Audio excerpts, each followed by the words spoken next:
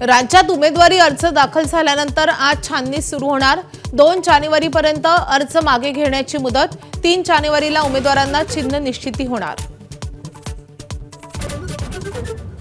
महापालिका निवडणुकीच्या अर्ज दाखल करण्यातला घोळ रात्रभर कायम। मुंबई सोलापूरमध्ये रात्री 12 पर्यंत सुरू होता वाद।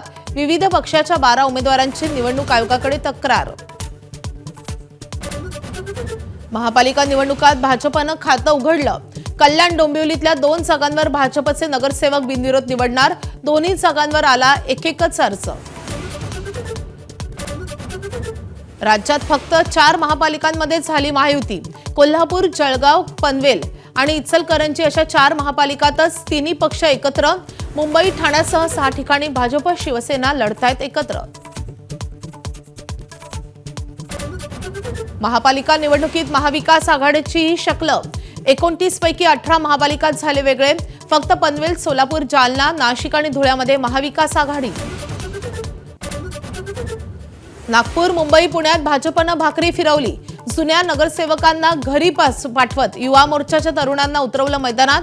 पुण्यात 42 जणांचं तिकीट कापलं। राज्यभर 11 प्रवक्त्यांनाही उमेदवारी। नागपुरात शिंदेंच्या शिवसेनेला 8 जागा दिल्यानं शिवसैनिकांचा उद्रेक। एबी फॉर्म जाळत नेत्यांचा निषेध।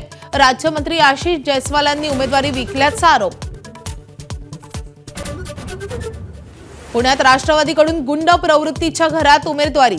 आयुष कोमकर हत्या प्रकरणातील आंदेकर कुटुंबात दोघांना उमेदवारी। गजा मारण्याच्या पत्नीनं भरला फॉर्म, तर बापू नायरलाही पक्षाचं तिकीट।